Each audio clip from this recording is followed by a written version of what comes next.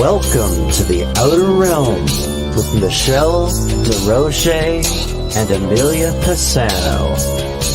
Airing live on the United Public Radio Network, 105.3 FM in New Orleans.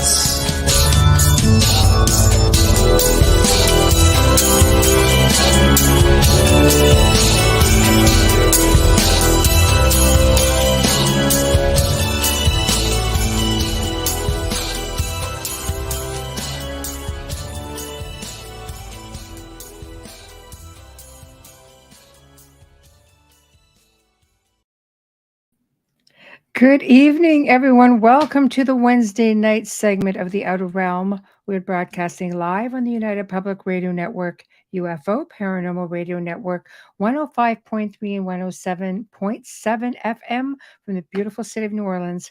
We're fully sponsored by the amazing people over at Folgers Coffee, who have been a part of our journey since the beginning. So thank you, Folgers. It would not be the same without you. Also, big thank you to Dr. Snick, the sonic surgeon, aka Justin Snicker, for his contribution of his time, his music, and his voice for the intro that you just heard. He's an award-winning composer of Halloween horror, sci-fi, and dark wave electronic music, and it can be found on any of your favorite music streaming platforms. Also, big thank you to Steve McGinnis, the artist behind the banners and logos here at the show. Check him out on Facebook and Instagram. He also specializes in the horror genre and does phenomenal commission pieces, books, comic book illustrations, you name it, he does it. He is just amazing. Tonight, we welcome for the very first time, Devara Thunderbeat. I've really been looking forward to this one. She's going to be discussing her book, Look Up My Personal Encounters with ETs and Angels. So she is essentially going to be discussing about her lifelong encounters with these incredible beings. And I know I cannot wait. So for anybody who wants to participate, please know we have 7 chat rooms and everything is going to be coming into, kind of picture 7 lanes coming into one. So we can see everything coming up. Unfortunately, you can only answer them so quick, and we do have to keep up with the guests, not the other way around, but we do our best. So I see people are chiming in right now as put up some comments. Reality for you, looking forward to the show. I went to her Cosmic Awakening conference in Sedona last April. It was very professionally done. Oh, fantastic. I know we have her booked at least another 2 times. So you have a lot to look forward to. Also, Wayne. Thank you. Oh, good evening, everyone. This should be an amazing show tonight. It shall. Don't forget to like, share, and subscribe to the channel. Thank you. Make you like an honorary host from Flying Solo. Also, Janie, hello, Michelle and Amelia. Love you ladies so much. Oh, we love you too, Janie. Keeping Sav in my prayers, Amelia. Yes, and Amelia would love to be here, but we have a rule, family first, and that's how it goes. And right now she is at home with her daughter who needs her. So family first, but I'm sure she'll be listening in, and I know she hates missing the show. So boo on that. But unfortunately, that's how it goes. We need to send good vibes, lots of prayers, big hugs, lots of light, you name it, and let's just get all that vibration and frequency working her way. Devara Thunderbeat. The name means Thunderbeat. Oh, hold on. I think our guest of honor has arrived. So let's just jump over to that and let's not waste a moment. Bam! Hi! Hi, how are you? Great. I'm excited. Thank you so much for having me. Oh my gosh, it's a pleasure. Thank you so much for indulging my request and coming on board and talking about all of your phenomenal experiences. Mm-hmm. I'm really excited. I've really been looking forward to this. It was when I first contacted you, I'm like, oh my God, there's just so much I want to talk about. What do I want to talk about first? So that's pretty much how it went.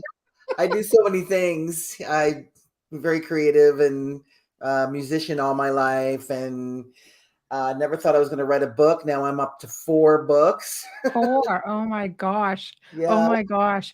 That takes a lot of time, and you're a sure very busy does. lady. So, Eh, people but have no idea. oh yeah.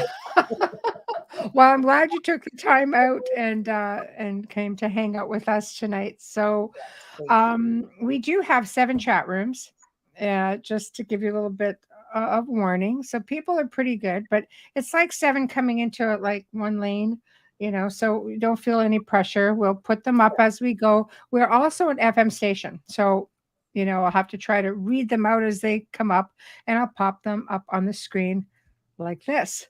Yes, Chris. Always late. That's okay. We love it. You're here. I'm late. I know. So No, you're right that's on okay. time. I know. We're just getting, the fun's just about ready to start. So I really wanted to start with your book, Look Up, because I'm an experiencer as well. Nice. So it really resonates with me. Mind you, everything you do resonates with me, but Nice. I thought this would be a good place to start, especially with all of the stuff with disclosure, and like we're rolled right into the whole conference in Mexico and stuff today or yesterday, and I thought to myself, Jesus. So I think there's just a lot of misinformation, a lot of fear, a lot of things like that, and I really like to try to put a positive spin where we can, because not every situation is scary, and I don't want to diminish anybody's experiences who maybe haven't been so pleasant. But I've had very pleasant experiences, and I've been very fortunate. So where do you want to start? How does one doesn't just come up and go, I'm going to write a book? So Okay. Well, let's see. Oh my, where do I start? Well, first I want to say, yeah. The reason I wrote the book, because I want to talk about the benevolent, loving ETs. And they make up a lot of lies about the ETs. I'm going to tell you, because I've met many different races, I guess, or whatever you want to call them, throughout my life. And they've right. all been loving, high frequency, loving beings. And yes, that's my book. So let me start with my first encounter. Okay, wonderful. Yeah, my first encounter, I was 4 years old. I'm from upstate New York, Rochester.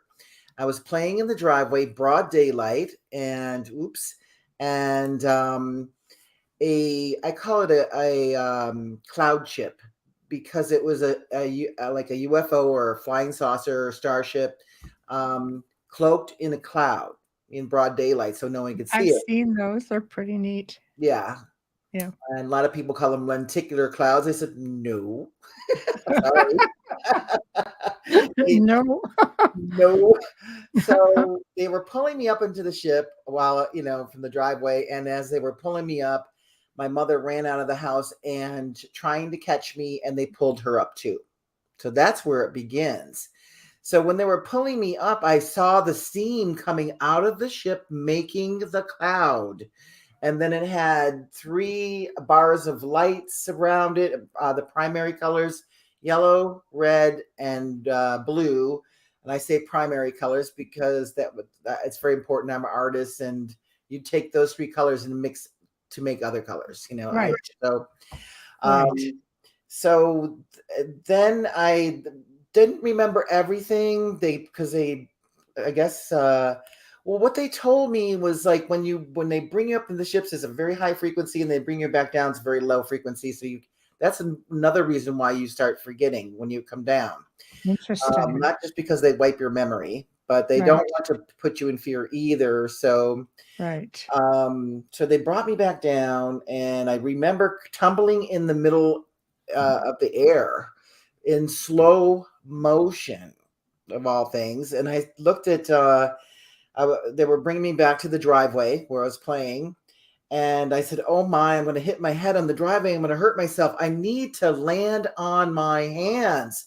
And as soon as I said that, I flipped around really fast, landed on my hands. My cat was there, jumped 10 feet in the air. So I must have came out of nowhere. That would have been a sight. And my mom's runs out of the house going, "Where have you been? I was ready to call the police. I've been looking all over for you." So they must Wow. have brought her back, pretty instantly or something. I don't even know how long I was up there. I don't know. Wow. Yeah. Wow. And that's pretty normal, I guess, with missing time, Yeah. being gone for like hours, you're coming back. It's like, oh, it felt like minutes. It's the Right. same age-old story, right? Right. Yeah. Yeah. So I don't Yes. know. But my mother eventually remembered, we're talking decades later. And then I remembered everything from getting a regression from Dolores Cannon. So you went for the regression. Is Yeah. it one of those, you can't turn back sort of situation? Like once you start, you really do have to come to terms with whatever the experience is. Because I mean, it sounds to me like your experiences was maybe similar to mine with the fact that they were fairly benign and enlightening.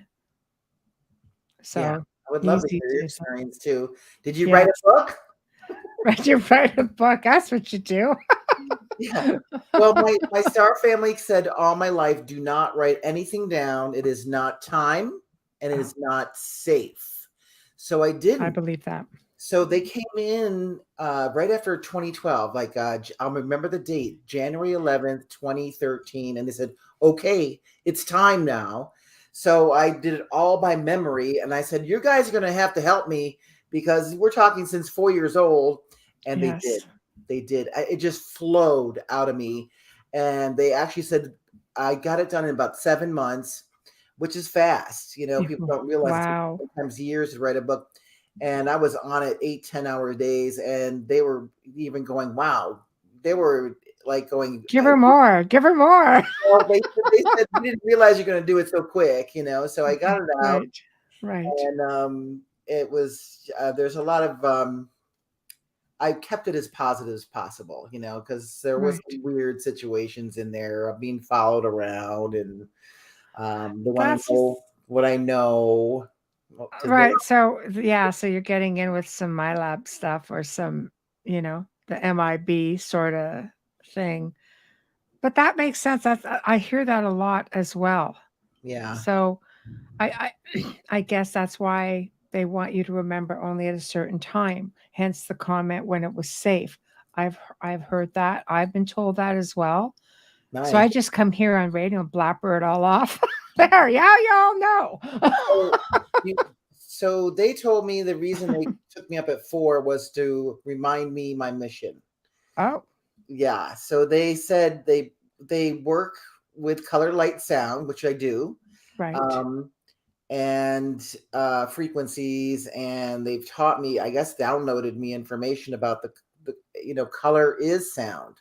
They were telling me, and they put me in a room and shine golden light onto me. And they said my name was Flying Eagle with many wings. And I said, Wow. yeah. And I said, that sounds very Native American. I'm half Native American. So I asked my Love uncle. that. Yeah, I asked my uncle. I said, I told him the situation, and he goes, well, what do you think we get our names from? We get them from the star people. And I'm like, I love that, Devara. I yeah, love that. it's Devara. I know everybody gets it. Sorry. Huh. I'm Everybody, French. Devara. Oh my gosh. Love Try to it. be all sophisticated. Yeah. Like I said, I'm French. Drum Nothing set ever comes behind out you? right. Am I seeing things? Is that a drum set behind you? A what? It looks like it. For some reason, I thought it looked like a drum set for a second. Oh gosh, no. No, there's actually my home is pretty much filled with 400-year-old medieval revival furniture. So there's thrones back there, there's chainmail, and of course Amelia, my compadre, who usually joins me and is home with a daughter who's ill, Mhm. made me this little alien in the back. So I That's just cool. photobomb him and make sure he's always in the shot. So it makes me feel like she's here with us. So So they said that what is your star family? Do you know? I do not. Okay, well they told me it's Sirius A, and they brought me actually. There's so many things involved. But they brought me actually in 2013. Was it? Let's see. Yeah, it was 2013 again towards I don't know. I don't remember the date, but they brought me and they picked me up in the ship and they brought me inside the sun. Yes, they live inside the sun. And I know it sounds unbelievable, but it's But not they hot. show crafts now that come in and out of it, Yeah, like with a telescope. So that's amazing yeah, that you say that. yeah. And they said it's not hot or whatever. It's like they're saying or something. Right. I don't know the physics of it, but Right. so yeah, before that happened, I was being picked up by other races, which was like Hmm. didn't know until I got the regressions, and I actually had two regressions before I wrote the book. I had didn't remember a lot. I remember I moved to Florida, and I was getting a lot of contact there. I would go to Oh, the I beach. bet you were. Huh? That's a hot zone. Is it? Yeah. Well, this is in Sarasota, Bradenton, Florida. Um, I have, I'm an animal lover. I have a dog, and they wouldn't allow dogs in the beach, so I'd sneak her down at 1 o'clock in the morning. Right. And she's a Labrador, so she loves the water. So we'd Yes. play till sunrise, me and her, and she'd be, in the water and chasing the waves and all that. And then I think the second or third time I brought her down at 1 o'clock, I had major missing time. It was like 15 minutes later, it was sunrise, and I couldn't find Sheba, my dog. And I'm like, and we never, parked. Yeah. And I'm like, Yeah. Sheba, where are you? Where are you? And I'm looking all over for you, and I'm going crazy, and I'm looking in the road. I hope she didn't get hit by a car. Oh, And then all of a sudden I see her way down at the end of the beach, like almost like a half a mile down, and she's running towards me. And she jumped on me and almost knocked me down, and she's never done that before. She was so happy to see me. oh. So something, she knew And she was left behind. what was happening. I think she followed the ship. And Oh, wow. yeah, so that's what then I That's found out. frightening. Yeah, for both of us, with the dog thing, not Yeah, the UFO thing. especially. Yeah, I know. But Oh, then I found out that they were the Andromedans that picked me up. Yeah, wow. yeah. So how was that? I mean, like they just kind of like passing you around there. Like, are they all connected or Yeah, they are. because you They said that they recognized me. okay.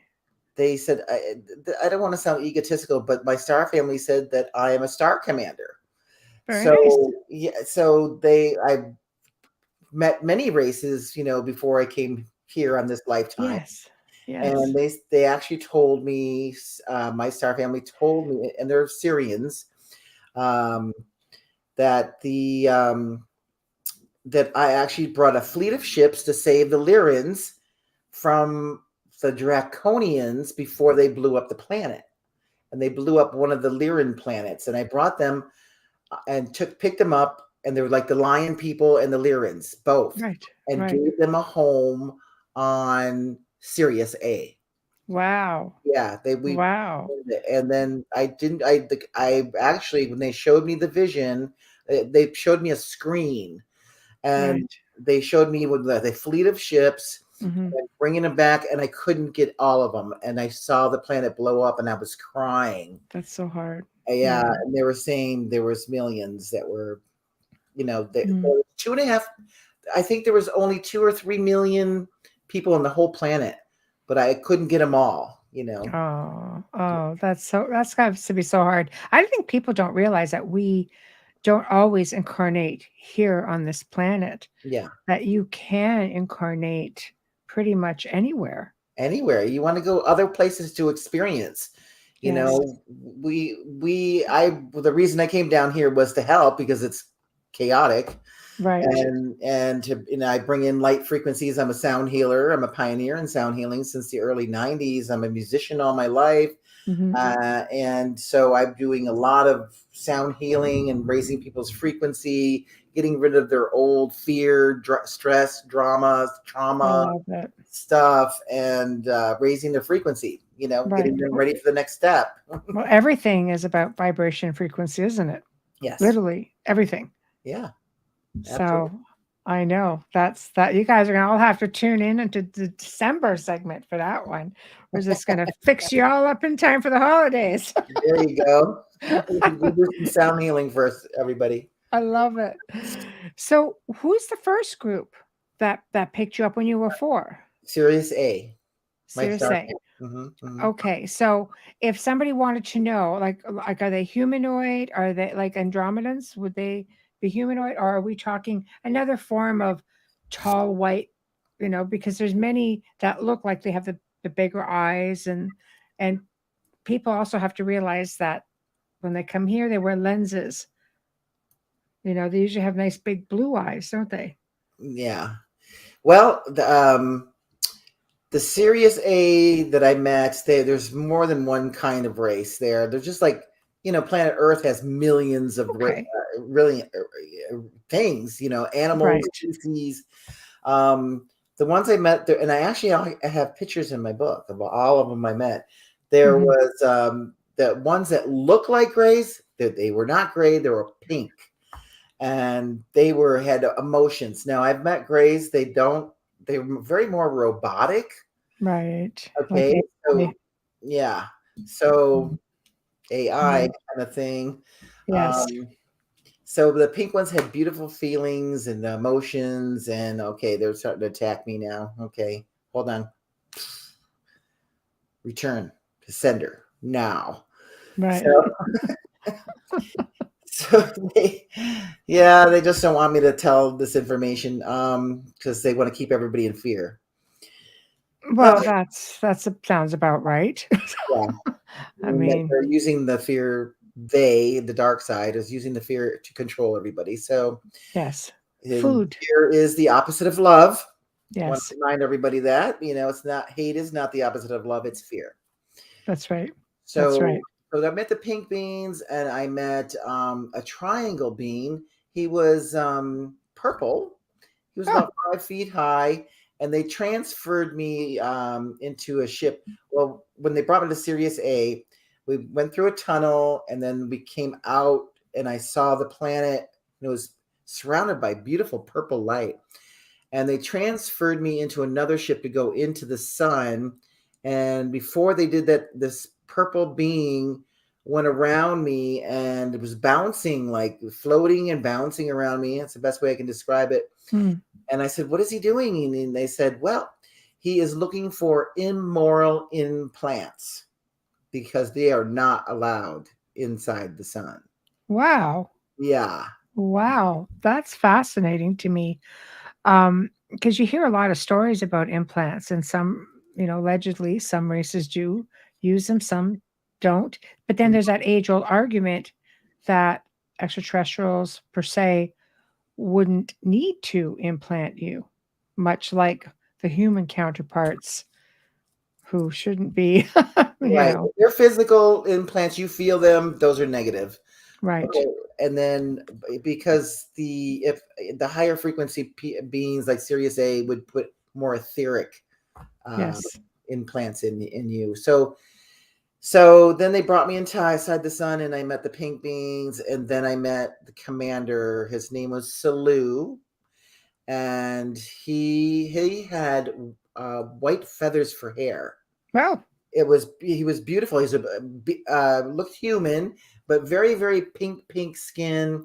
His eyes were golden triangles pointing down, glowing, and but he had these white feathers for hair. I don't know, about whatever that is, 8 or 9 inches long. Yeah, it's beautiful. And I have a picture of him. My friend did a really nice job of making what they look like, what he looks like.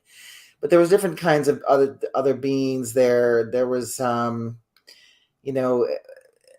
and then people ask me, what did the ship look like? Everything is clean, simple, and there's no buttons, there's no nothing. Right. Because it's thought controlled, isn't it? Yeah, it's all thought It's all, control, or they it's all wave their hand over yeah, things, and right, and everything's clean and simple. We right. make everything so complicated down here. Well, it is because we're very materialistic and primitive on the grand scheme of things, right? Yeah. So we like our things and our gadgets. Right, So the Andromedans I met were human looking. right, right. They were very human looking. One kind of looked like a ant like, but it was more human ant, if that makes any Right. sense. Hybrid. Probably hybrid. I don't know how to explain it. Okay. Um, Right. I'm trying to think back. Yeah, they were human, and they actually invited me. They said, we'd like you to well, they're being very secretive. They asked me to live on their island. I said, "Where's your island?" They said, "Out there." Their island was their ship. Right. They invited me to live there, and I didn't. Interesting. Yeah, I didn't understand it at that time at Right. all. That was in 1997, Right. and I was just going, "Well, I don't know. I got plans to do things here." I said, I'm good, but thanks. Right. "Sometimes Wow. I wish I went." They're like, what is it with this person? I th- I think it's, I mean, it speaks volumes, obviously, that they had a very high regard for you to ask you to stay with them, Yeah, right? yeah. Because I so think many people have experiences, and by the time they're done, they just land on their heads, you're back in bed, and that's the end of it. yeah, I think that they knew more about me than I knew about myself. That's for sure. Right, I really do. Um, right, yeah, right. yeah. I don't remember meeting any Palladians. A lot of Palladians. People talk about Palladians all the time. I All don't the time. Yeah. never met them that I remember.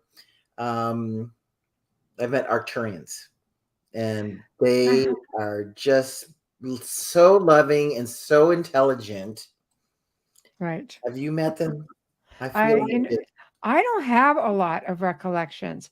I mean, I have, been wide awake, getting ready to go to bed, and I've got like a 5-foot gray standing there just staring at me, and I'm just like, nope. I just roll over and go to bed.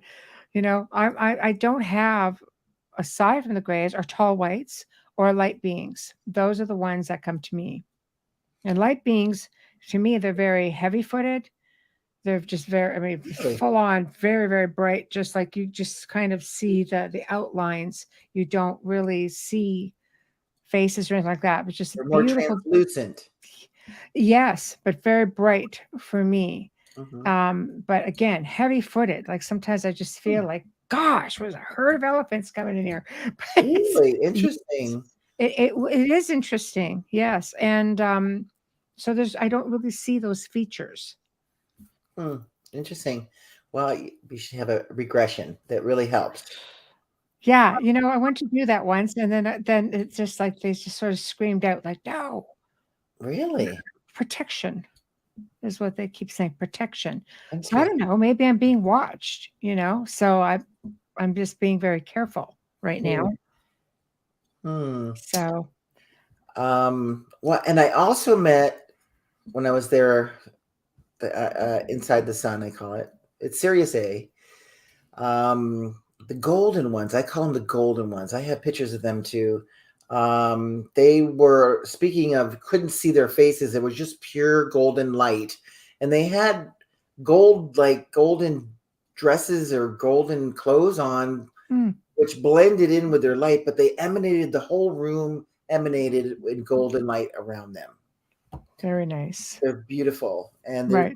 just, Do you think maybe that's what the mix-up is, light beings and the golden ones being so, because to me, they're they're very, different. very bright. No, there's. I've met the ones you're talking about too. Okay, good. So they're White, pure different. white, light. Yes. Yeah, and you can't see their features, but you can see an No. outline. Yes. No, they're different. They're very different than them. Okay. Yeah. So It's an honor either way. I love to hear people's stories when they have these phenomenal encounters, especially when they're they're positive. Yeah. So I mean, how does this, as a young person and coming to terms with everything, how did this affect you, going throughout your life? I mean, adulthood we can rationalize, but when you're 4 years old and they're saying we have to remind you what your mission is, you're 4 going, what? What are you on about? Like I said, I didn't remember till I had the regression Right. many years later. Yeah. Where all that information came out. 2005 is when I had the first Right. regression, which was decades later. But Right. I was always creative, independent. I didn't care what people thought. I became a drummer, full set drummer in the 70s, 80s, and 90s, where females don't play drums, and I was That's playing with true. all guys rock bands I love it. in New York City. That's what I love said. I'm going to be doing this the rest of my life. Well, I don't do it as much anymore, but it. on to other missions, like I said, the sound healing, and Yes. I do a 22 DNA activation. Right. That and then oh my God, I'm doing so many different other projects now that are so much fun. Right. Oh, I bet. I bet. Sounds like you've been on quite the journey so far. And it's funny because with the 22 DNA activation, that you're essentially waking people up. So Yes. I could very much see that being a part of what you're meant to do, Yes. because eventually that's, I think, on the grand scheme of things, you have to go out, use whatever platform you're given. And for me, I mean, I've been in media and television for 20 years. So this is just one more avenue of what I do or what I've been doing. And it's giving a platform. And I've had people from just all walks of life come on and, share their research and their experiences. And I think that's what, maybe my role in it is just go out there and bring people out and make sure everybody has a voice. Yeah, and tell their story, because you don't Yeah. hear that in movies or films. It's all made up drama. Oh, isn't it though? So, here's a I know. question for you. Which was the darkest entities that you've encountered? Have you had any dark entities on your excursion? Because it sounds like it's been Are so. you ready? Yeah. Humans. Ha! I agree. Yeah. No, we have the dark ones that they knew I was taken up with the Andromedans on the beach, and then Right. after that they started coming into my house while I wasn't there, Wow. searching and following me around, wondering what I was doing, keeping tabs on me. Humans. Right. Right. I'm serious. I'll tell you quickly. My producer, who Joe Montaldo, who owns the station in New Orleans, had And pretty I know much. Joe. Do you know Joe? I've met it. I was on his show Eons ago. 2013, 2014, something He's like still that. kicking and going strong, let me tell you. But he's had many experiences, and of course spends a lot of time in Florida, and had pretty much the same experience as you Really? when he and his wife Linda were in Florida, and they had a 3-year-old, their son, and they had the dogs. And I think we're talking 2 separate instances that this happened to them. One time they were dropped back down and they went missing for a long time.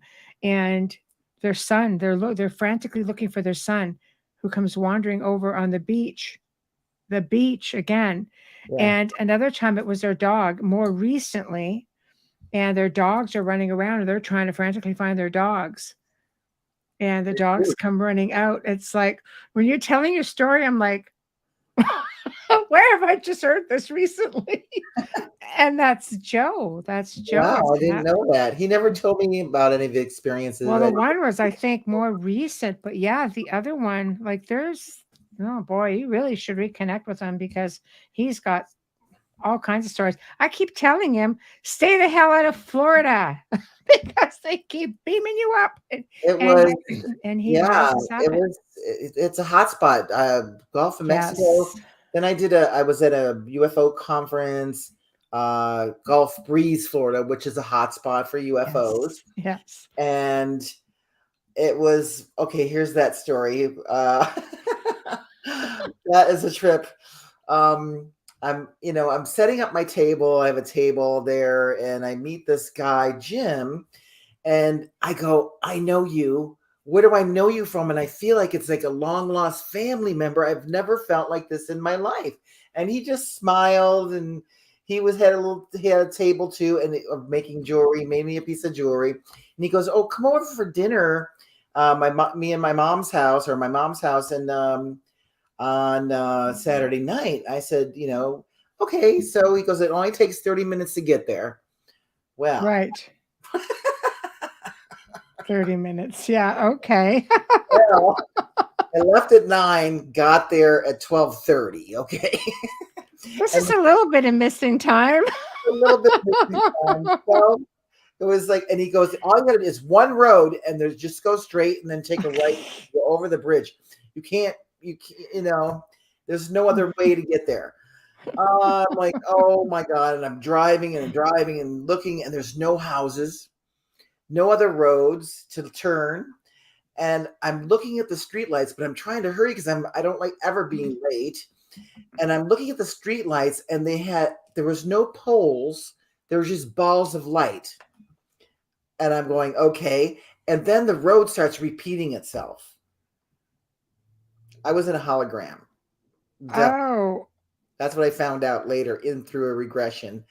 And the road kept, same curve, same tree, same curve, same tree. And I'm like, stop. And then that would make me mad. Like, not mad as in like annoyed, but mad as in like mad. yeah. So I go, what? I don't know what's going on. I go, I got to ask somebody for directions. There was no houses to even stop to ask. And it was dark. And my cell phone didn't work.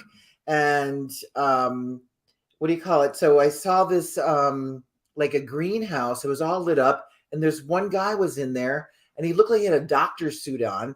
So I said, let me go ask him where this long bridge is I'm supposed to cross. And there was no driveway to get into the greenhouse, and no cars. There was no cars there. So I'm like, okay, there's no way to pull in. And he was like, it was pretty far on the grass or whatever. So I kept driving and driving and driving. And then I see this restaurant bar, and it said open, but there's a payphone then. Okay, this was in the 90s. So there was a payphones then. I said, well, let me use the payphone. And I use the payphone, and the payphone doesn't work. It's total Twilight Zone. And I'm like, oh, so I walk in the bar. Now, wait a minute. The parking lot was empty, not one car. Okay, but it had an open sign. So I walk into the restaurant bar. It's packed. Okay. It's packed. Okay. Sounds like a riddle's coming. Like total Twilight Zone. I asked the bartender, I said, is the bridge this way? Everybody looks at me and nods their head at the same time, like this. And I'm like, okay. And this one guy goes, do you think she knows where she is? And I said, no, I don't know where I am. I'm trying to find the bridge. Where's that confounded bridge? Oh my God. And I remember then when I walked in, these two guys were talking about quantum physics. And I'm like thinking, okay, I'm in the middle of nowhere in the country. Maybe they're at the UFO conference. I don't know. I was trying to make sense of it. And so I go back to the way I came, because that's the way they pointed they said I passed the bridge. I found the bridge, and I said I drove over the bridge, and I said I would have never, you could see the water and everything. You can't miss it. And I'm like, okay, so I said, all right. So I turned around and I found the street. It was right after the bridge. Take a right. Went down there, found his house, and he comes out. He goes, oh yeah. I go, I'm so sorry I'm late. He goes, it's okay. Come in. You've been through a lot. That's not weird. Right? Yeah. Like, okay. Sure. All right. Okay. So then there was a couple in the house, and they're all sitting around the kitchen dining room table, and it says have a seat, and this couple was there, and I look over to the couple and I went, they were in the bar. that couple was in the restaurant bar. I recognized, I mean, we're talking just 5 minutes, I guess, Right. before that. And I'm Right. like, okay. And that was the ones from Andromeda. And as they were telling me they would want me to live on their island. And I said, well, what do you do on your island? And I said, well, we work. Then I said, how many people are on the island? They said 5,000. And Google. Yeah. and and then what else did they said a few things. They said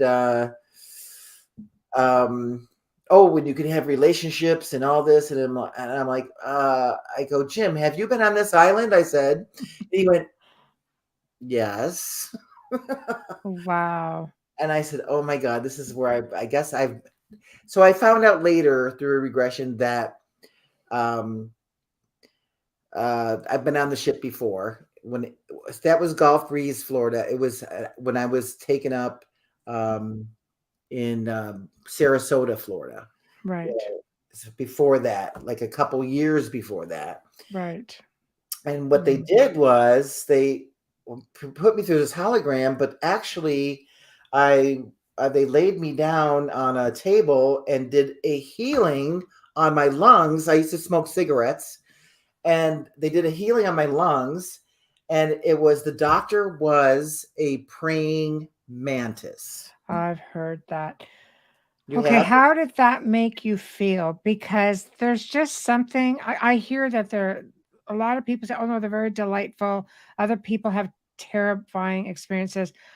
All I know is, one landed on the hood of my vehicle like What? a few nights ago, and all you hear is boom.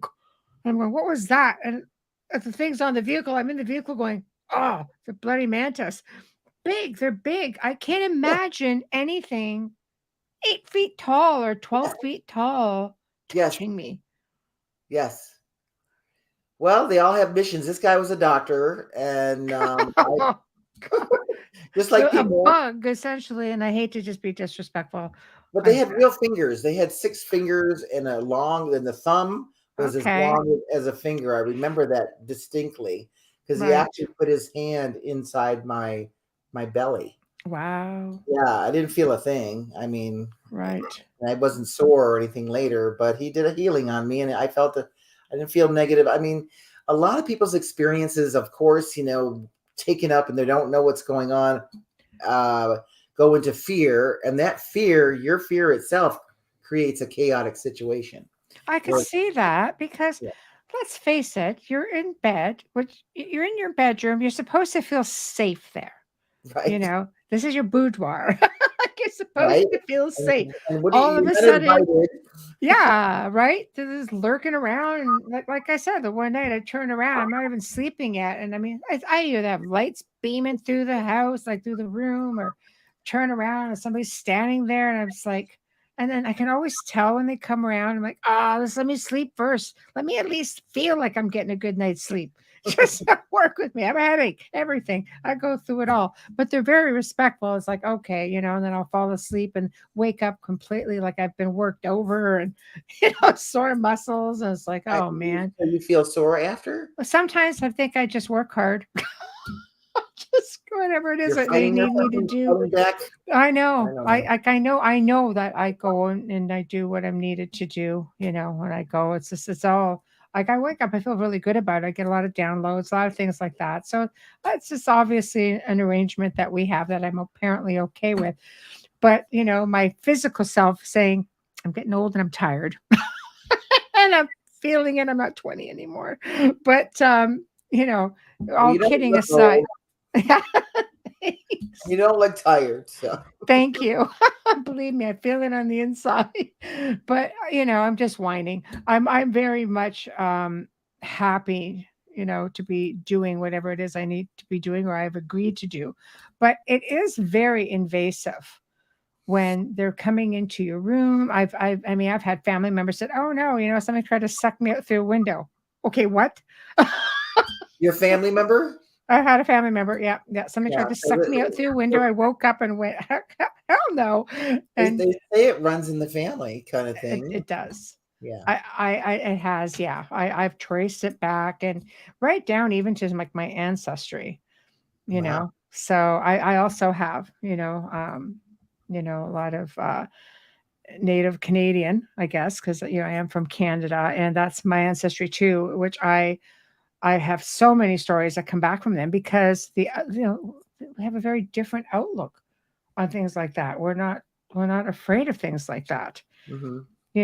and I think it's just bred literally into us with media and conditioning and religion and everything else that makes us fear everything, and my you know I Yeah. don't know, I don't like it. But I've traced it back, and it's okay, but I could see where people would not approve of something like that. It's just Well, when they intrusive. brought me to the planet, I asked about my mom, and she appeared, and she was beautiful. She had golden light around her and pink, and Beautiful. she says to me, she goes, "The only reason I came to Earth was to bring you in." And I'm like, "Okay." I Very nice. started crying. Thanks, Mom. I think. Yeah. I did. I started crying, and I'm like, "Oh." And then, Yeah. but I remember when I was young, at 7, 8 years old, she would go. She would always go, "I want to go home. I want to go home." I go, "Mom, you're home already. What do you mean?" She goes, Right. "No, home, home." She goes, There's people are so mean on this planet." It's true. She would Yeah. say to me, and this is before I had Many. remember Yeah. my encounters or anything like that. But Right. she would always say that. She goes, "Why are people so mean here on this planet?" She would say. So that's It's a really test. interesting. I think it's a test. I just want to go in and just uh, make a couple of comments before we get too far back. Sure. A regression, Chris, is being hypnotized and going through some of those memories. Sometimes it's past life or just trying to unlock memories. Mm-hmm. So that's what she went through. And as far as humans being the darklings, there are a lot of people out there, and a lot of it is, and I'm just going to say it, it's military. There is such a thing as men in black, and a lot of experiencers get followed. I know people who've been on the show. I know I just met so many people from, again, all walks of life, who've told their stories, and it's very horrific what they go through. I had somebody break down on the show talking about his experiences at the hands of some of these people, and it's very horrifying.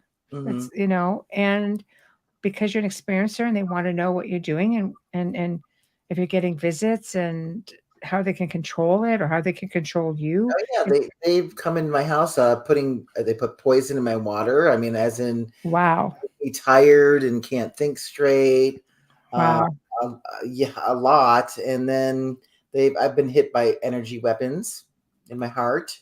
Wow. I've Uh, heard that one before. yeah, Yeah. heart palpitations, and um, I was just watching Elaine Dion. I always forget how to pronounce her name. She's from, Elena yeah, Danan. she's from France. Yes. That one. Yes. Yeah. Yeah, Elena. Yeah. yeah. So she was saying, I go, now it makes sense. She said she was being attacked too by, and the satellites, and they clock onto your heart. And she goes, and I usually, like, when I feel that, I go into the other room. And she says, yeah, you run because they lock onto your heart, and if you run, they can get it cuts off the beam. And I'm like, oh my God, I have done that many times. And that beam follows you, and you can't see anything, you don't know, and it's crazy. And so what do you do? It's like, I just pray and and surround myself with protection. Mhm. And it's sad because I didn't do anything. Come on. I know. And I mean, yeah, being an experiencer, it makes it really hard. I think it's one of the reasons. And I mean, you wrote the book. I speak about it, publicly. I think it's just because this is all I know. And it is. you know, but you know, I think maybe that's why you have beings that'll just say, no, it's for your protection, or you have arrangements, or you make agreements. And for that reason, I mean, they're trying to protect me, then maybe I just don't necessarily need to know everything right now. Maybe it's not the time. Yeah. Maybe it will hinder me from doing what I have to do here. Interesting. Yeah. I I don't question it. It's like you say, they told you when it was time. Yeah. Well, they kept. I had I had a regression before that, and Right. because that was the time was to write the book was 2013. I had the regression in 2005, which was a big difference in time. But I remember all my life I was just wondering about it. What happened there? What happened? I remember floating in the air, coming back to the ground, and the cat, thing, and my mom running out of the house trying to find me, and then that's all I remembered. And so it bugged me, and I would ask a lot of people throughout my life, and they go, oh, it sounds like you had a godly experience, and I'm like, no, I'm not getting that. Sorry, but right. But it's something else, and I didn't know what it was. But do you find that gets confusing because some people will say that ET I find that they are very positive and they do respect faith. Many of them respect faith. And there are others who don't really have that respect for faith. But I always say, like, no, there is the creator, whoever that individual may be. Source, creator, absolutely. Yeah, it's not just us, basically, right? Yeah. So the Syrians, when it brought me up into the sun, they're 6D. Okay, 6 right. That's high density. and That's 6 density for people who don't understand. Yeah. yes, and it was. I'm going to tell you, it was such high frequency love, the highest frequency love I've never experienced on this planet. Because we're 3D for the most part 3D. on the planet. So And it was just to give you guys an understanding. It's hard to explain unless you experience it. There's no fear, no hate, no jealousy, no any of those. Those energies are not there. They just don't exist. Right. So people having those energies in 3D create that frequency in this planet. When I came back, it was like, oh, this is heavy down here. Right. It very heavy. Right. And you don't realize it. And so I want to express it. It's pure love there. So I love it. Yeah. I love it. So with that being said, then, for the most part, it's safe to say that all of your experiences have been very loving and very supportive, aside from the human aspect of everything. Now, do you still get followed around? Like, is this still something that's a part of your everyday life? Really? Yep, I do. I think it's because you were in Florida. And I'm not even kidding. Well, that's where it started, was in Florida, not in New York, because I left for Florida like I bug Joe about it all the time. Stay out of Florida, the military, 91. everything right there.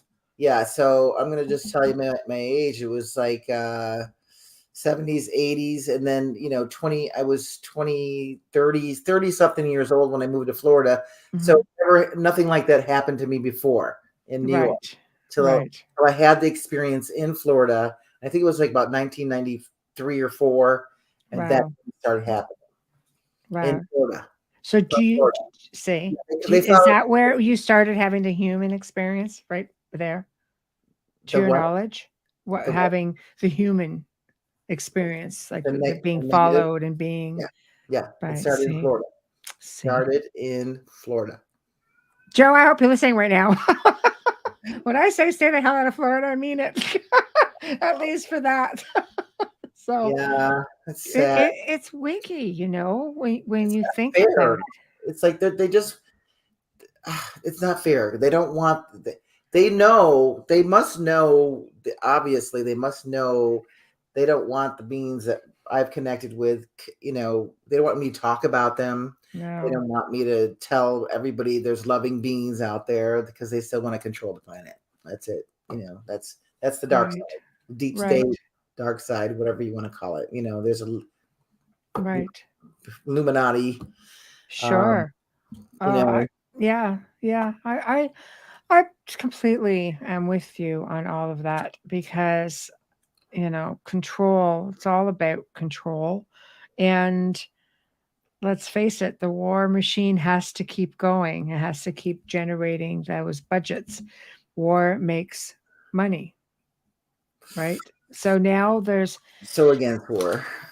right, It's so right. stupid. It's I go, those little kids are still playing with those stupid toys. I say, they're kids, they're Not, stupid. they're not playing nice in the sandbox. I know, I know. So, do you think with this, and this is just something because it's new that I've been throwing in when I speak with people, but what do you think about this whole disclosure thing that, Well, because they the were world looks to America, let's face it. So, they okay. I know a lot of inside information. So anyway, the point right, is, they were, remember when the Jetsons came out and all these things? What was that? God, 70s, 60s? I don't even remember. They were going to right. do disclosure back then. Mm, yeah, Then I don't know who came in and said no. right, They said no. But disclosure was supposed to happen a long time ago. Even they're getting people ready for it. But I've met Randy Kramer. You know who Randy Kramer is? yes, yeah, great guy. Yep. I do a conference called Cosmic Awakening for the last 7 years, and I had him as one of my speakers. About 2019, 2020, something like that. It was right after COVID. Right. And he told everybody that there's going to be a fake alien attack. Project So Bluebeam. the whole audience told everybody, it's not just me, so don't get on my case. Just a messenger. Yeah. Thousands of people. Okay, so talk to Randy. Okay, Right. around. No. Right. So he said, yeah, and he said it's going to be very negative. And actually, he announced that on Gaia TV, also on Right. Cosmic Disclosure. He's mentioned Yeah. it. Right. So he was. I said, "Are people going to get hurt?" He goes, "Yes, a lot." And I go, Right. "That is sick, sick, Randy." He goes, "Well, it's to wake people up." I go, "No, it's not." I said, He know. stayed with me for 3 days, and I said, "That's brainwash. That's bullshit." I'm going to just say it. Yeah. Yes. So there. You I know. No, don't have to I do it that way. I agree because there always has to be an enemy, right? Because how do you just, like I said, keep that big fat military budget coming your way? There has to be an enemy. And if they agreed that they've been doing this for all these years, because something changed in and around Roswell. I think something changed at that point, or something changed during the war when that nuclear bomb went off. I can imagine there was a ripple effect felt in many dimensions in Oh that time and space, which captured attention because we know extraterrestrials have been around for thousands of years. I mean, my God, millions of years. We're not the first kick of the can of the planet. I say it all the time. The Earth is giving up her secrets. We're finding all the stuff underwater in the mountains, hieroglyphs, petroglyphs. I mean, yeah. ancient monuments. Come on. So if they come out and say, "Yeah, okay, we knew about it," then they have to admit Well, they that. don't want it. That's another reason. What Randy told me personally, he goes, it is to cover up their lies. So, Right. um, Yes. Well, then they so have to admit that they know that people have been abducted, or that maybe they partook in that as well. How do you think that would go over well with yeah, the people of this planet? yeah. Well, Very poorly, I would say. they came down here when the atomic bomb was being tested and said, "What are you kids up to now? We gotta, it Yeah. doesn't do a ripple effect throughout the universe." Yeah. Yeah. And they come down here, and actually the Syrians have told me too that they come down here and dismantle the nuclear weapons. Yes. They definitely. Yes. That's one of the. He said it's not. We're not the only ones that. There's other groups. I don't know. They didn't tell me who the other groups were. Mhm. Star systems, but they definitely do that. And they actually told me and they showed me on a screen too. They said the planet is extremely polluted, and they showed me a picture of the planet. They said, this is the way we see it. That's what they said. Oh, it boy. was full of brown, gray smoke. Right. And that was in 2013. They said, this is the way it looks like. And they said, if we didn't clean up the planet, it would look like this. And they showed me a black piece of black charcoal. Wow. A dead planet, they said. I'm going to be honest. I'm just going to say it like it is. Yeah, no, please. We don't take care of our things here. and No. seriously, we don't take care of this planet the way we should. We don't treat one another like we should, at least on an average. I mean, there's a lot of really good people out there. I don't want to minimize that, who do really amazing things for other people and for nature and wildlife. But on an average, it just doesn't seem to be a priority with the powers that be. Yeah. I mean, they're dumping garbage in the oceans. They're hunting things to extinction. That has to stop. It's very frustrating. Yeah. I do agree with the electric car thing. Of course. I mean, they were supposed to do that a long time ago, actually. But it's hard on the planet, though. Those batteries, very hard on the planet. Batteries, well, they can find us. There's other ways, It would have to be, because they're digging down and they do more harm to the planet doing that than getting gasoline or fossil fuels. I don't know. Because I thought it was great too till I researched it. I went, ooh. Oh, really? See, I didn't know that. Yeah. But hey, what do I know? I'm not an expert in that field, so I just shut my mouth and go. I think any step in the right direction is, the step in the right direction. It's the way to do it. Is there questions at all? No. No? They're listening. Nope. A lot of comments. Well, yes. I want to tell you my New Orleans story. Please do. So I am first time was touring, in the rock band, and coming back from Kansas, going to Florida. Right. Florida. And I get this voice message. It goes, go to New Orleans, French Quarters. I've never been. Okay. Never been. So I said, they go now, and it's like, okay, we're on the way back. We can stop there. Well, what happened was, when we got to New Orleans, I recognized so many people. I said, I know that person. I've hung out with that person. Wait a minute. I know the lady that's standing on the bus stop. What is going on here? This is very strange. I know this place. I've never been here before, but I know this place. Did you see Joe? Maybe. I don't know. I'm telling you, probably did. Everywhere I looked, I was like, I know that person. I even looked at their faces. Do you recognize me? Kind of look. And no one recognized me. And I'm like, what is going on here? So then I walk in a coffee shop, and for the road, get some coffee for the road. And I walk in, and there's these like 4 guys at a table, and they all turned around and looked at me, and I didn't recognize them. Right. And the one guy goes, oh yeah, she's a drummer. And I'm like, what? How does this guy know? I didn't recognize him. And I'm like, okay. So driving out of there, I had to put blinders on, because everyone I looked at, I knew. I still to this day, I don't know what that is, except for that night when I went to bed, they reminded me of a dream where they had me in a ship, and they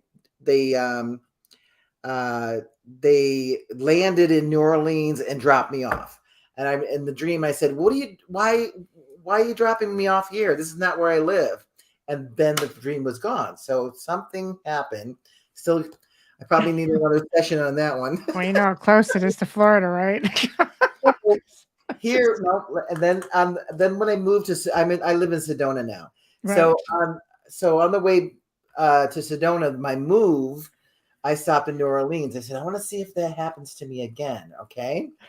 Well, it didn't happen. I mean, I didn't recognize anybody, but this guy recognized me, and he started following me around. I was walking in the park, having lunch, in the French Quarters, and he started following me around. He was starting to get creepy, and I go, what do you want? He goes, you're supposed to have my book. you're supposed to have my book. And I'm like, what? And I turned around and I go, okay, I'll buy your book. And he goes, it's about UFOs and about ETs. Yeah. And so I bought it from him, and I get here, and I don't know anybody here. I just moved here, right? And then the first people I met, I told him about the situation in New Orleans. He goes, oh, it was the guy, I forgot the guy's name.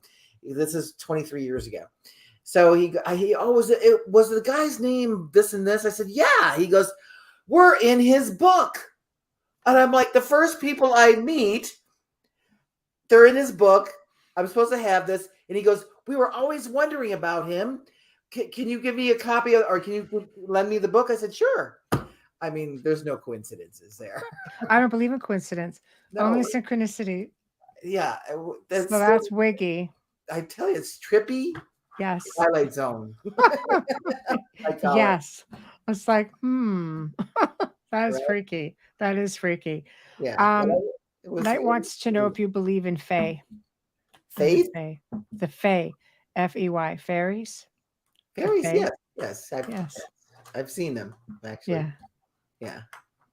I find it's so, I find them extremely fascinating because they go back so long ago and they were so interactive with. Well, I'll tell you where they are in the United States is the Redwood Forest. They're there. They're still there. And my friend that lives in Ireland, she said they're all over the place in the forest there. Yes. And trolls or whatever we call them, the gnomes or whatever. Oh, I'm not a fan of gnomes, but they were in the newspaper a couple of years ago in Iceland. I believe it's one of the Scandinavian countries, Iceland, when they were trying to put in a major highway and there was a tree in the way and they were going to take it down and gnomes started sabotaging the entire site. So now the highway goes like this around the tree. Wow. Good. It was their tree. It was their tree. Yeah. So I'm like, dang. So, Sacred tree. Yes. Well, they're nature, they're nature beings. And I guess I do believe in it because I've seen them in the Redwood Forest. Right.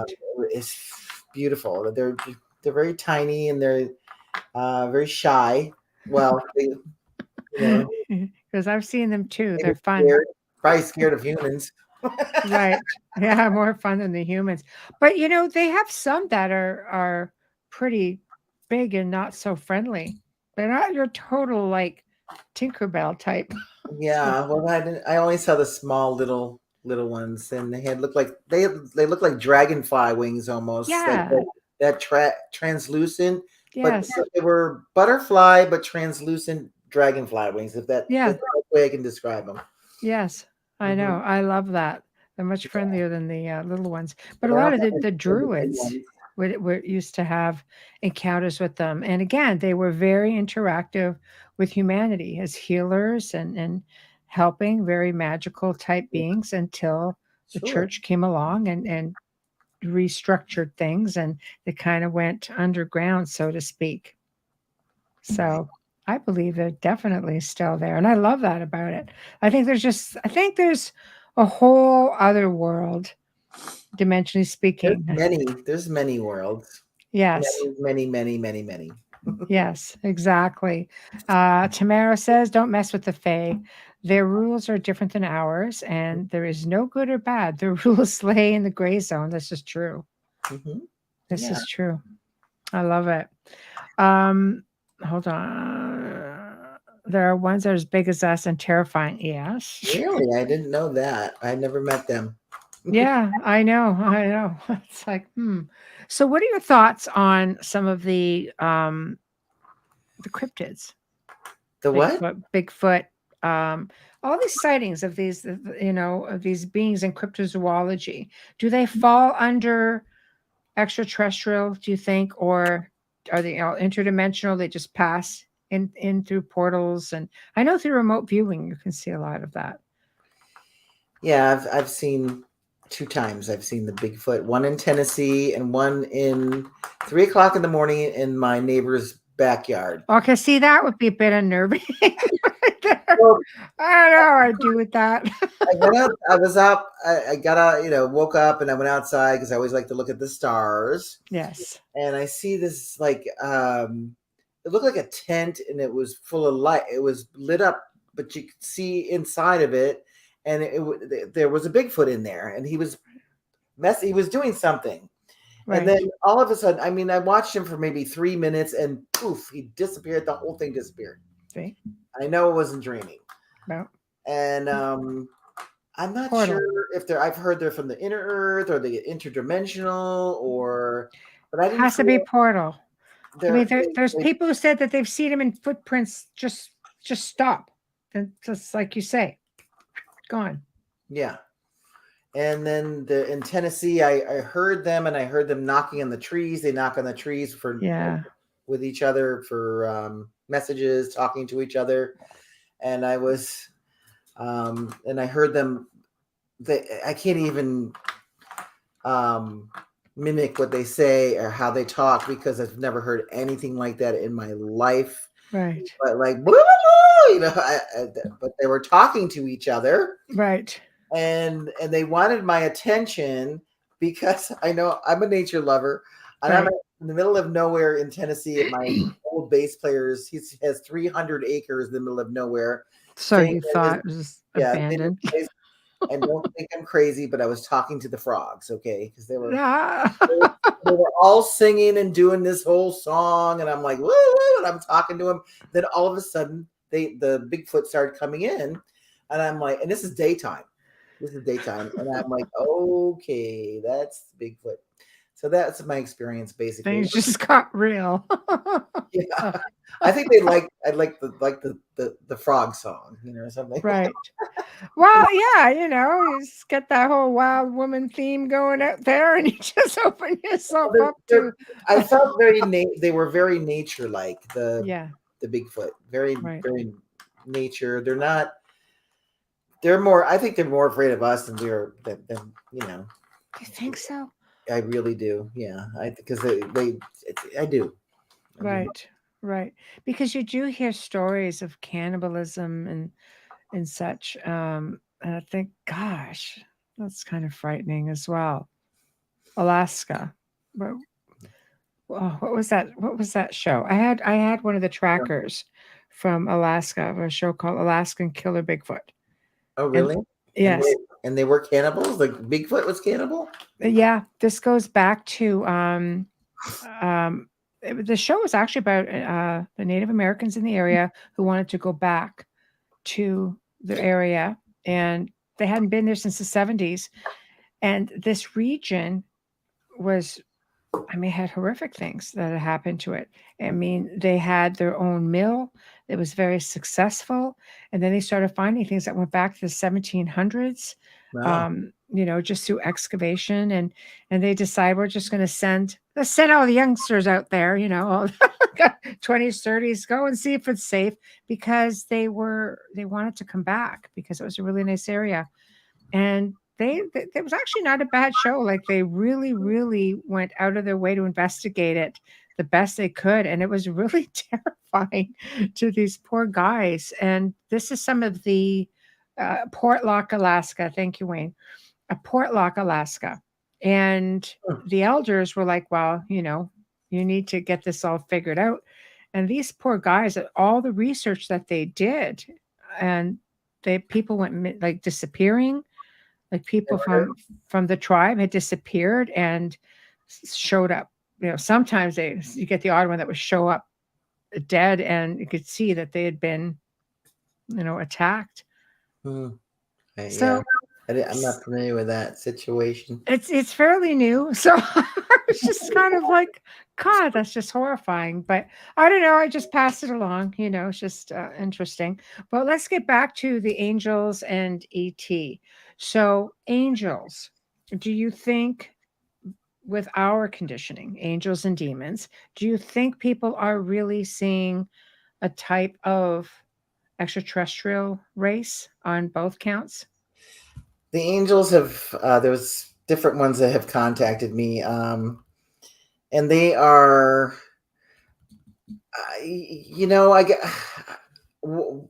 They actually see the ETs. Let me just say it this way. Okay. The best that I can explain. The ETs are out there, way out, like in the planets. Okay, Mm-hmm. the angels are right here, surrounding the Earth, helping us, and they're higher dimensional beings, um, 4 5D. You know, I guess we're all ETs. You know, Right. Yeah. but they hover, and they're here and right now. They're closer, to help Mhm. us. What I was over, like, here's one of my stories. I was overnight in the Great Pyramid in 1997. Great uh place. Yeah. yeah, with the group, and did an activation with my drum in the King's Chamber. I know this is gonna sound crazy, but listen to me. I've been, so I'm with you on it. Well, the spirit guides, they call them. I said, bring your drum to activate the pyramid. It's been dormant for eons. So Right. I did. So Right. the group did a whole ceremony, and then they went downstairs in the lower part of the pyramid. I stayed up the King's Chamber and did the ceremony.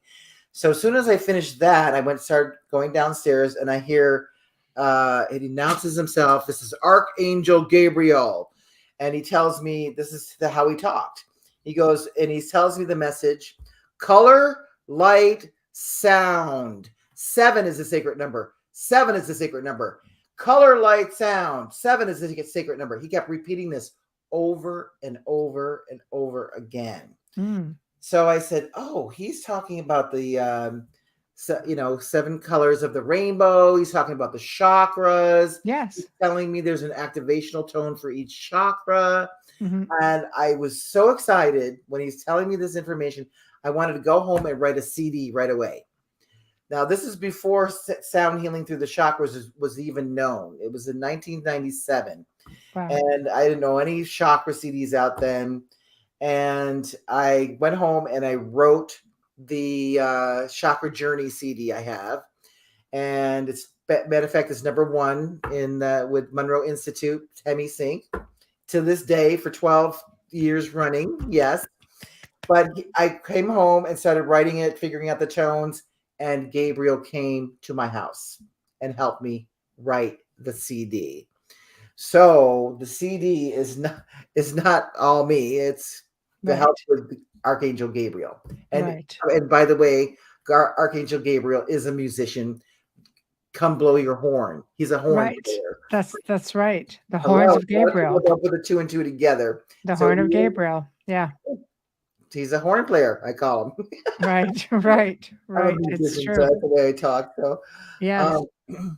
so yes, they're right there. They help me, and said he's my guide, and he said he's worked with me all the time, and pretty cool. So Wayne says a good friend of mine told me when he was young, he thought that everyone could see musical sounds and colors, and that those colors were an actual language. yeah, Sounds like an experiencer. yeah. Well, You know. colors are sound. They're at a high frequency that we can't hear them, but they emanate a frequency of sound. That's Yes. what I've been told and heard. Right. So color, light, sound. That's why I work with the as a sound healer. I work with color, light, and sound, not just sound. Right. Right. Mhm. Yeah. I find the whole thing completely fascinating. I Mhm. have to take a quick I Mhm. have to do a quick sponsor and Okay. station ID. So, for anyone just tuning in, you are listening to The Outer Realm, and our guest tonight is Devara Mhm. Thunderbeat. Did I get that right? Thank Yes. you. See, I listen. Anyway, we are broadcasting live on United Public Radio Network, UFO Paranormal Radio Network, 105.3 and 107.7 FM, from the beautiful city of New Orleans. We are fully sponsored by the amazing people over at Folgers Coffee, who have been a part of our journey since day one. So thank you, Folgers. Also, big thank you to Justin Snicker, aka Dr. Snick, the Sonic Surgeon, for his voice, his music, and his time. He is responsible for the intro and outro on the show. He's an award-winning composer of Halloween horror, sci-fi, and dark wave electronic music, which can be found on all of your favorite streaming platforms. Big thank you to Steve McGinnis, the artist behind all of our banners and logos here at the show. Check him out on Facebook and Instagram. He does a lot of animation for books and comic books and pretty much anything. He has amazing commission pieces, but he does specialize in the horror genre as well. So check him out, Instagram, Facebook. And now back to our special guest. So, and yes, thank you, Tamara. I always forget. Please like, share, and subscribe. Absolutely. See, this Amelia usually does all this, so you'll have to forgive me. But anyway. So, do you still to this day have experiences? No, not that I remember. I mean, I do get downloads. I call them downloads. Yes, You know, knowledge, messages. Yes. And but they don't take me up in the ships anymore, you know, or anything like that. Not that I know of.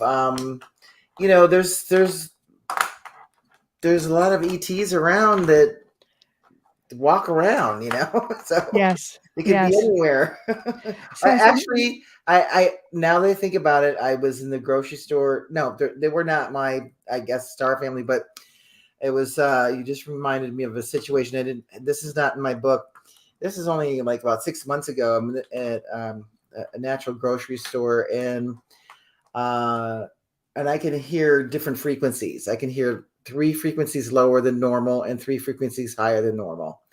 And I'm in the grocery store and I hear this boom, boom, boom. And I look up and it's this blonde, blue-eyed, gorgeous woman, but she looked like 6 foot tall and like she didn't look huge, but she was like, when she walked, you could hear the frequencies, but no one else could hear it.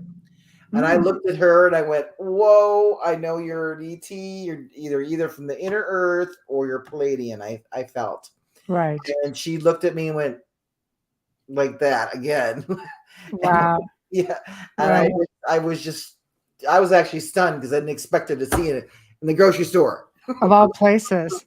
And I watched what she was buying. She was buying dark chocolate. Supposed to be good for you. Yeah. Interesting. Especially the dark chocolate. So yeah, she got the dark owl or whatever you call it. So I think, you know, we always make reference to extraterrestrial being off planet, but I think there are many of them who have always been, you know, inner Earth and who have always been in the oceans, in the mountains.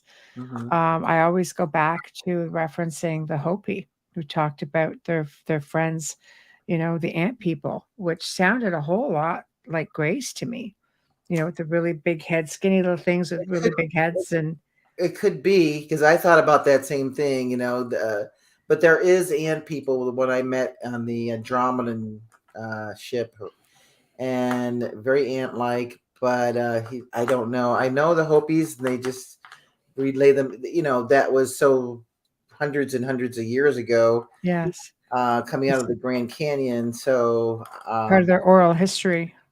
Yeah, the oral history.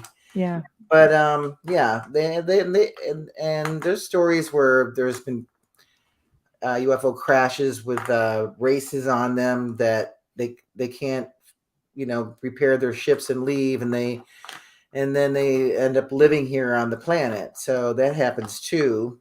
Yes, more than we know. But they, you know, usually like I don't know. But I have put a correlation together with the Native American, the red race, they call them, and the Egyptians. And the Egyptian race call themselves the Crimson race.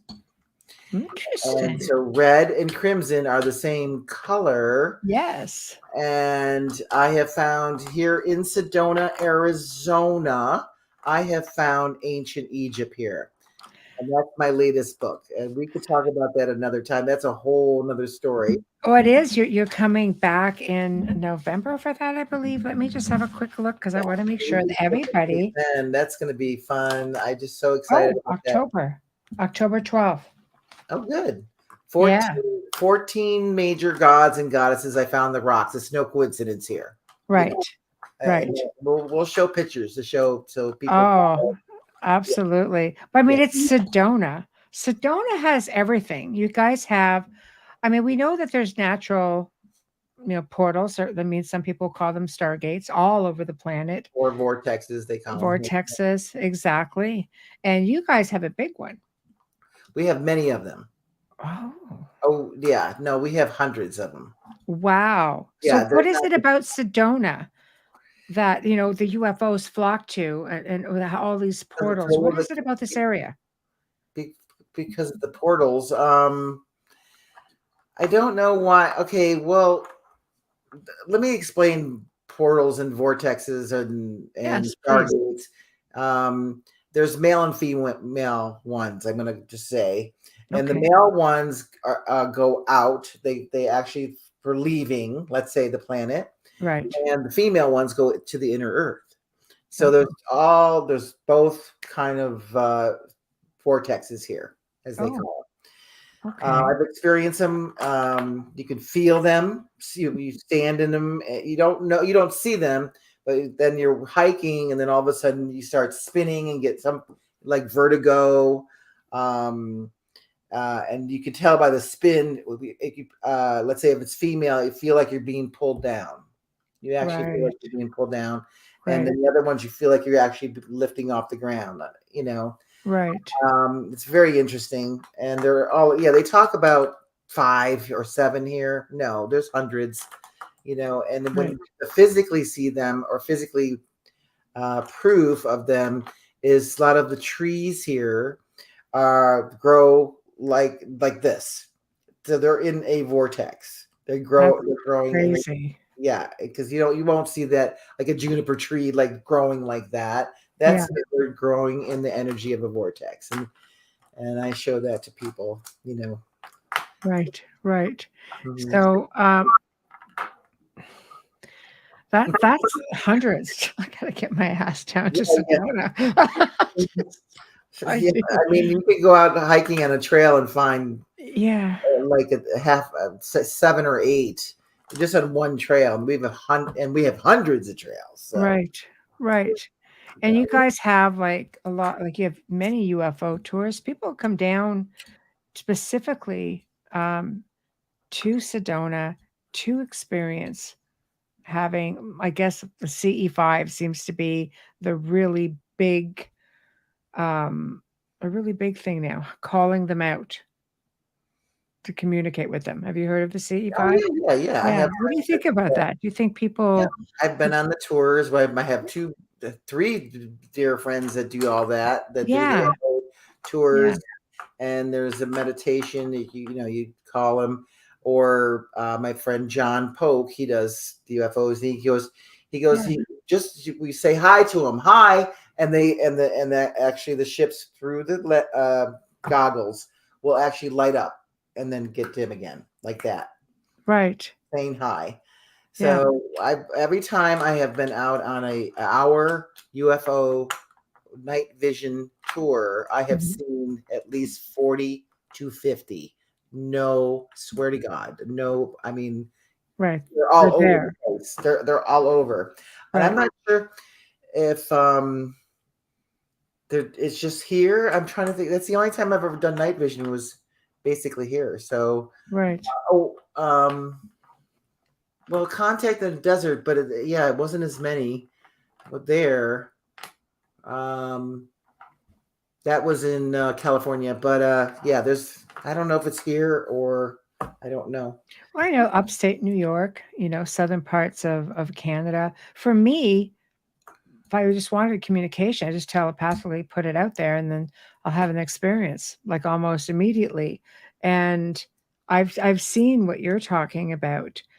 And there's times where I just be driving, I'll say, "Where are you?" And I look up and I'll see Right, just just like like that. that. Yeah. Yeah, it's just like a big boop boop gone. It's like, Yeah. huh, all right, thank you. And that's what they do. It's like we say hi, we want to say hi. We'll see them like this, like an orb. Yeah.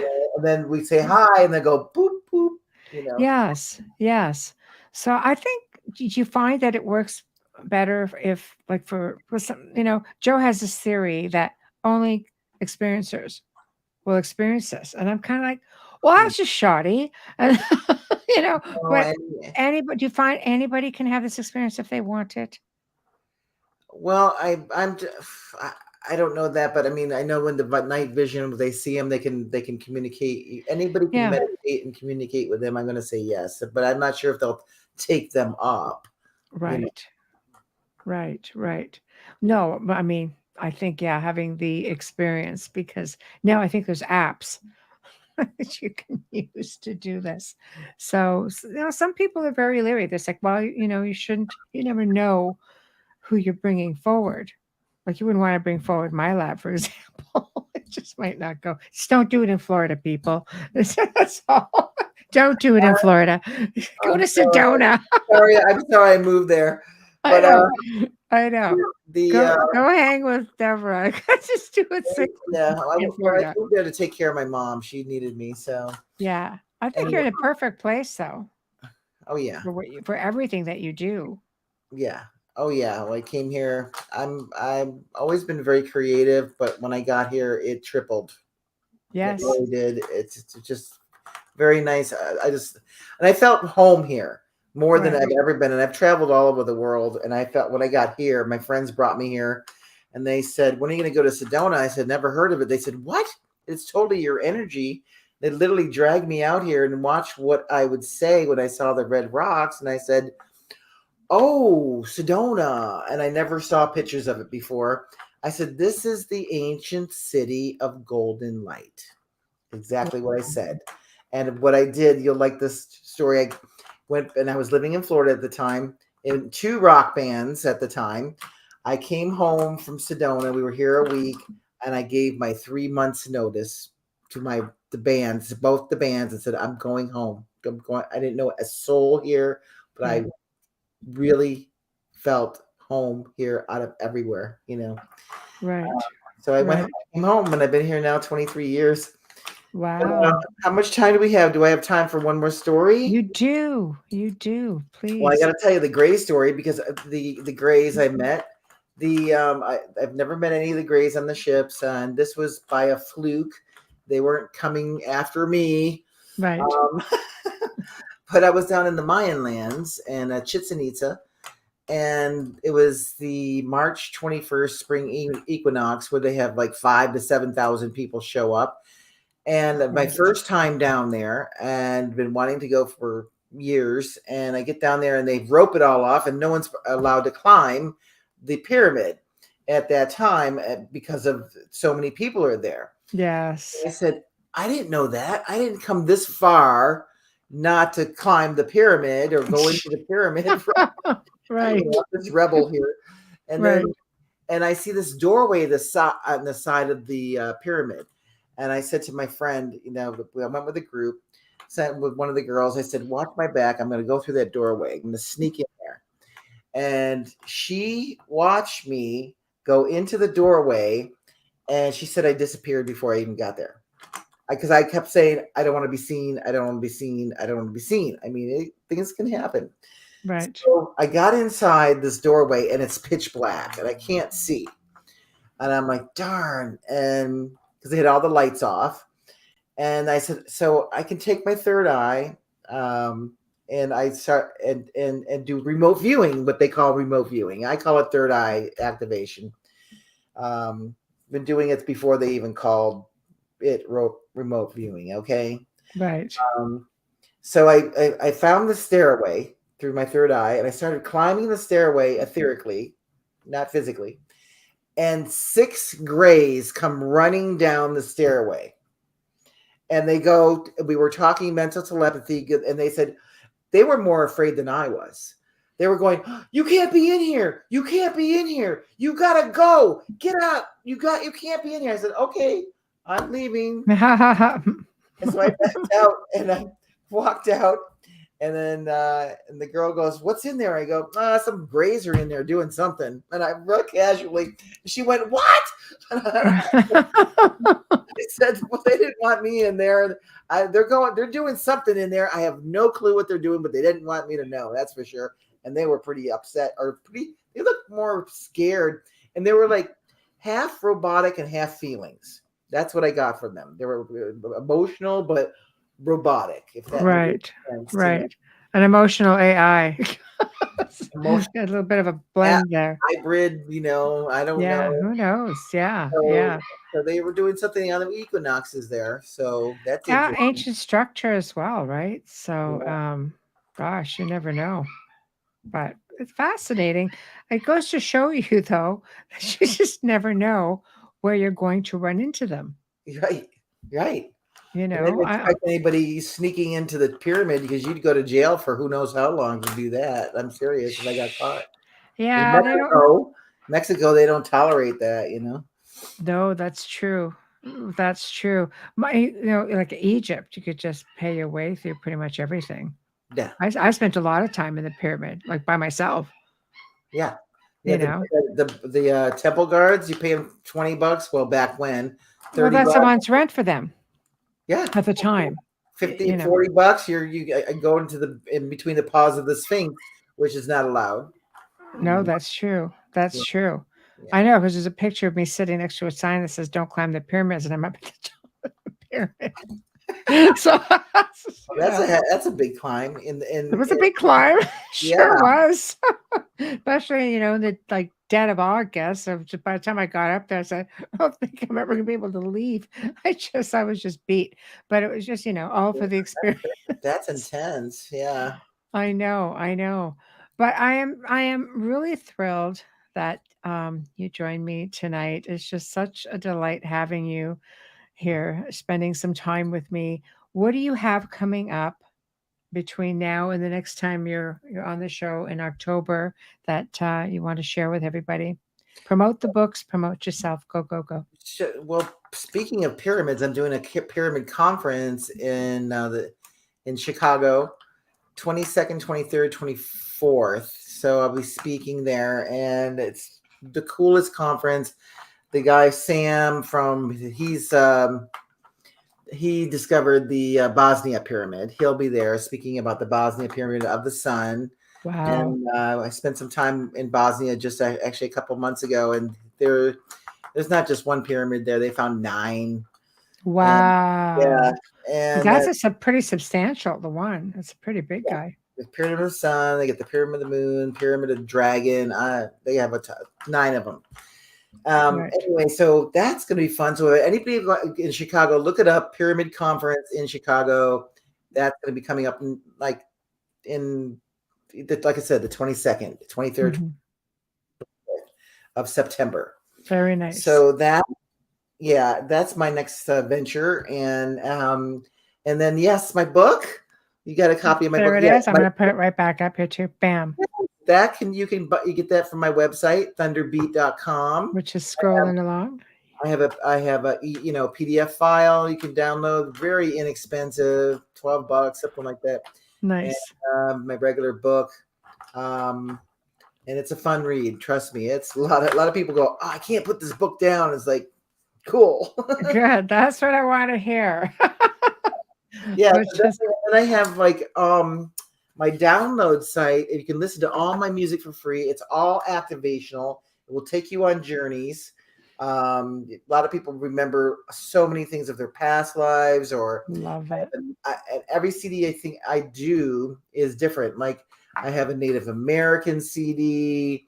I have a cosmic CD. I have an Egyptian CD. I have a Mayan CD. I have five different sound healing CDs, Ascension CD. I've been at work, okay? You have been. I was perusing your website. There's a lot of fun stuff there. is all for you guys to help, raise your frequency, get rid of all that fear and all that good stuff, all that bad stuff, I should say. But you can listen to my music for free on my download site at Sirius, like the star, SIRIUS, SiriusStargate.com. So you can listen to it. If you like it, download it. It's very inexpensive and helps me keep doing my work and inspires me. So yeah, and I have even some of my heavy progressive rock stuff when I played full drums. That a band called Mind's Eye, very cool band. Oh, you Yeah, only knew then. right. What you know now. When I No moved to coincidence. Sedona, that's when I went solo. I went solo and I bought a recording studio and started writing all this music and yeah, it's definitely journey stuff. So I know, I guarantee you like it. Oh, I have no doubt. Like I said, I was perusing and just having a really great time, and I'll be back on there absolutely. So I'm really looking forward to the next segment where we talk about ancient Egypt and Sedona. So you guys are going to have to definitely tune in for that one on October the 12th. And I just to segue into that a little bit, it's fascinating to have everything happening in Sedona because there's so much that they're talking about with the Grand Canyon. Yes. As well. And of course, they're trying to put that off as, oh, it's just a hoax, but yet they don't let you anywhere near it. I have the pictures of proof of stuff in the Grand Canyon. I've done my research. I've even found other things that I'll be talking. I'm going to save it for then, though. All around the Phoenix and besides just the Grand Canyon, they found stuff in Phoenix, which is 2 hours south of here. Right. Found stuff in Lake Powell, which is 3 hours north of here. It's all around, all Egyptian stuff. So and I'll send you a copy of the book so you can show people the pictures. And thank you. Yeah. Yes, thank you. That's you. I love it, and I can't wait. It's going to be super exciting. Thank you so much for the support. All my work for the people in the planet. So that's what I'm here to do is to help. And you do tours as well on the ancient Egypt tours as well. So can they reach you on your website to try if they want to do a tour? Yep, they can. If you come to Sedona, just go to thunderbeat.com and you can call me and schedule. Absolutely. It's so much fun. It's a 2-hour tour showing you all kinds of, and it's not just Egypt here. I mean, I found Kuan Yin and Ganesh and many different cultures. Yes. Wow. Dragons. I found birds. I found dragons. Oh my God, the list goes on and on and on and on and on. So yeah, oh my God, it's like kings and queens. This was definitely, I think, Atlantis. I really think it's a part of Atlantis. So I like that twist. That's really interesting. So I show a lot of that on the tour, the kings and queens. I mean, it's not just Egypt. There's more stuff there. It's a special place. Sedona's a really special place. It's like a library here. I really feel that. Right. I remember having, I don't know if you've ever been to Lilydale in upstate New York, which is the largest spiritual community like on this side of the world. Damn. Abraham Lincoln's been, he and his wife used to go all the time. Harry Houdini tried everything to debunk them. You should go. The summer times are great because they have a lot of events and they have a lot of speakers, but they're open year round and they have some of the best mediums like ever. I mean, some of the mediums have been there 40, 50 years, Where is that compared to Rochester, New York? No, upstate New York. It's called Lilydale. It's near Fredonia. Fredonia. Where's Fredonia? Fredonia. Jamestown. Okay. Okay, up in that area. It's not far from Rochester. It's like about it's not too far. No, it's actually it's pretty cool. It's beautiful. I didn't know about it. But I'm surprised you haven't heard about it. I left Rochester at 18, then moved to New York City. So but they've been there that long. Yeah, I mean the Fox sisters. It's been there since 1800s. So the whole Victorian spiritual movement. And still going strong. They have the fairy woods, they have all that. But I went and I had a painting done because I got a reading and she just did paintings and she painted the red rocks And she goes, one of your guides is a native chief from the Red Rock Mountains. And she says, Really? and yeah, she says, Let's you've come out and visit me. had a life here. I know, right? It's like, what? We got a friend in Sedona now. Woohoo! I love it. I love it. Yeah. I'll come hang with you to your tours. It'd be great. Maybe we'll get beamed up together. Yep. Not in Florida. Just saying. I just keep stressing that. But anyway, so thank you for joining me. And I will email you and I will send you links and all that stuff. So you have it all. All right. Well, thank you for having me. It's been a pleasure and fun. So. Thank you. Thank you. Fun indeed and always a pleasure. Yes. Thank you so much, Devara. Many blessings, everybody. Hey, night. Bye-bye. Well, we have definitely come to the end of another fantastic segment. She's just delightful. Truly had a great time with this lady. Great stories, and she just sounds like somebody you just want to sit and have a drink with and really get down to the all those other stories that you can't necessarily talk about, on the air. So big thank you to Miss Thunderbeat. I just love her. And check out her website. I have perused it, and she's got some amazing frequency stuff on there. Really amazing stuff. Big thank you to Folgers Coffee for sponsoring tonight's show and every night show. Big thank you to Justin Snicker, aka Dr. Snick, the Sonic Surgeon. Big thank you to Steve McGinnis. Amelia and I appreciate you all so very much for being a part of our journey, which is, of course, the outer realm. Tomorrow night, okay, guys, also we have 2 new people who are going to be coming on, Daniel Duke and Teresa Duke. They are authors and historians, and they are also the great-great-grandchildren of Jesse James.